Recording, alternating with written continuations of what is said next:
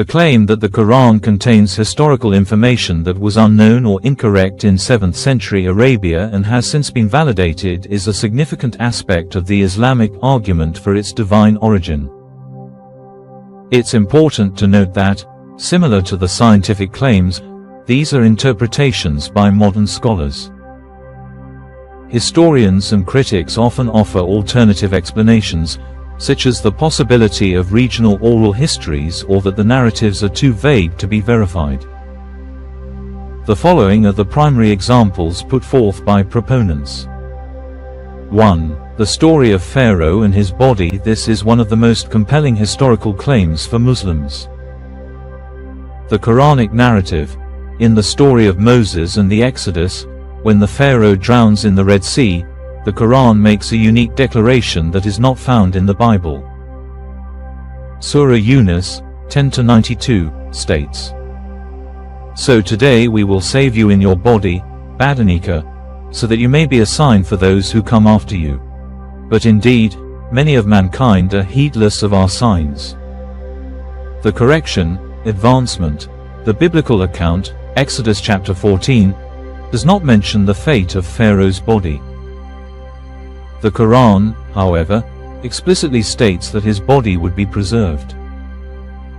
For Muslims, the discovery of the mummified body of Ramesses II, or Merneptah, according to some theories, in the 19th century and its display in the Cairo Museum is a direct fulfillment of this prophecy.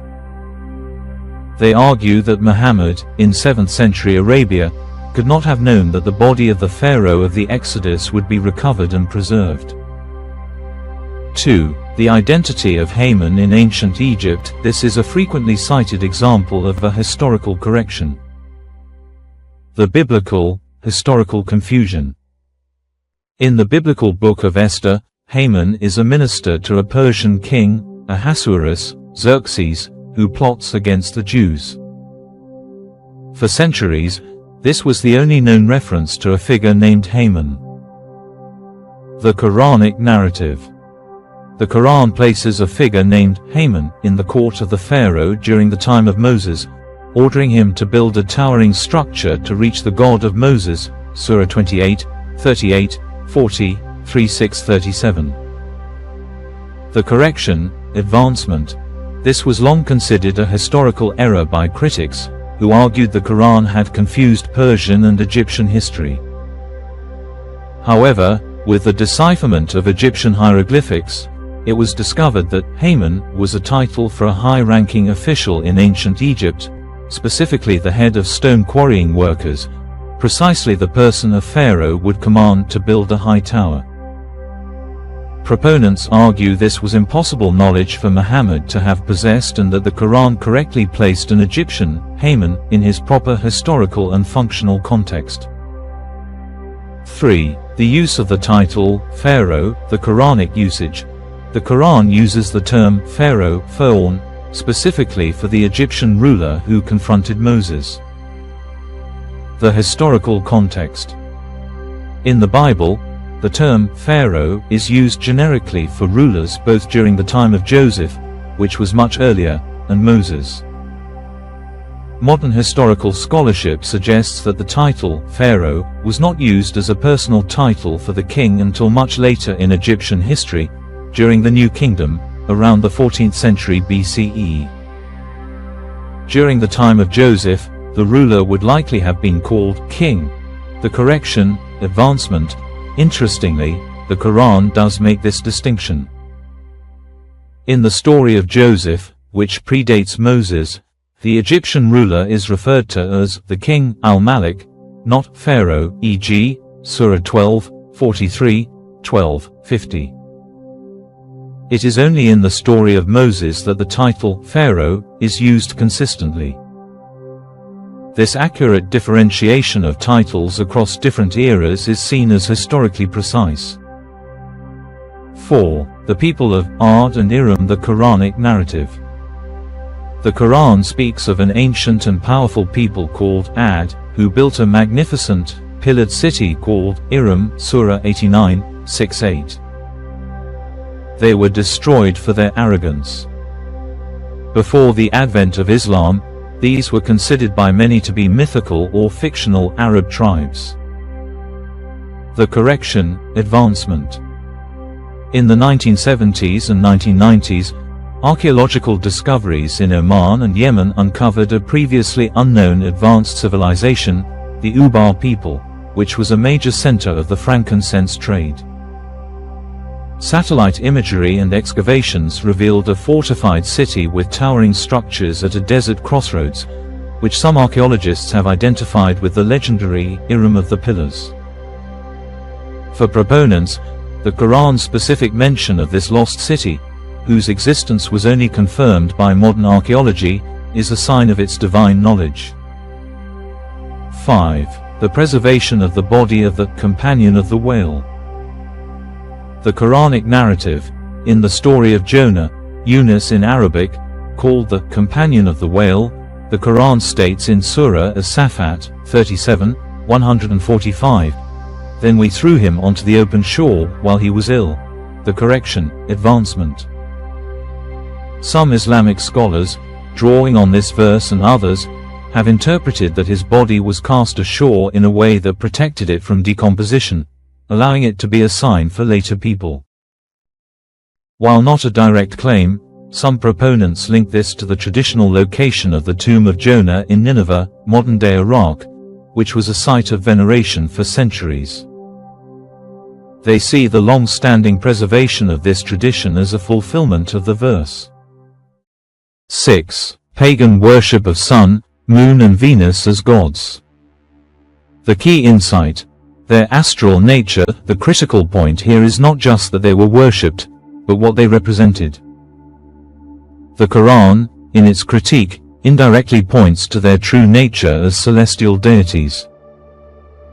Islamic scholars and historians like Al-Kalbi, d. 819 CE, in his Book of Idols, Kitab al-Asnam, recorded that Al-Lat was associated with the sun. Al-Uzza was linked to the planet Venus.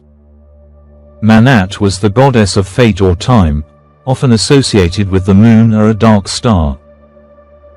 For centuries, this was based on Islamic historical sources. There was little independent, contemporary evidence from the pre-Islamic era to confirm this specific astral triad. The validation, the Rosetta Stone and other Nabatean inscriptions. This is where the 19th century discoveries become crucial. The Rosetta Stone, discovered in 1799, the Rosetta Stone was the key to deciphering Egyptian hieroglyphs. It is a decree issued by priests in 196 BCE, written in 3 scripts, hieroglyphic, Demotic, and Ancient Greek. The link to Arabia. The Greek text mentions Egyptian gods and goddesses. More importantly, the process of deciphering hieroglyphs unlocked a vast corpus of ancient texts. This, combined with other archaeological work in the wider region, especially in the Nabatean kingdom, which extended into modern-day Jordan and northern Saudi Arabia, led to a breakthrough. Corroborating evidence. Inscriptions and altars dedicated to the goddess Al-Lat were found throughout the Nabatean realm. Critically, these inscriptions and artistic depictions often associated her with the Greek goddess Athena and, by extension, with solar imagery. Similarly, connections were found for Al-Uzza with Aphrodite, the Greek goddess of love, associated with the planet Venus, and other celestial bodies. The Rosetta Stone itself did not name these Arabian goddesses, but it was the foundational key that unlocked the ability to read countless other ancient texts and inscriptions. These subsequent findings provided the hard, contemporary evidence that the pre-Islamic Arabian goddesses were indeed part of a sophisticated astral religion worshipping the sun, moon, and Venus. The argument for divine knowledge.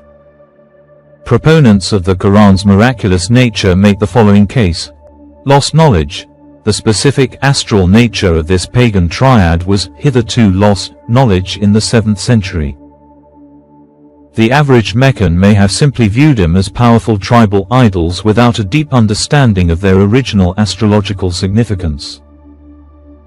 the Quran's precision, the Quran did not just say, "You worship idols." It identified these specific deities and, in its critique, exposed their true identity as celestial objects, assigning them a feminine gender, which aligns with their nature as goddesses. The verse, "Are yours the males and his the females," is seen as a direct rebuttal to their practice of assigning daughters, female goddesses, to God while preferring sons for themselves, all within a framework of astral worship. An unlearned prophet, Muhammad, an unlettered man in 7th century Arabia, could not have accessed this historical theological information. It had been buried for centuries and was only rediscovered with modern archaeology and the decipherment of ancient languages. Therefore, the argument goes, the source of this information must be divine. To conclude, for Muslims, these historical accounts are not mere stories but evidence that the Quran's source transcends time and human knowledge. For historians, they remain fascinating points of intersection between scripture, history, and archaeology, open to ongoing research and interpretation.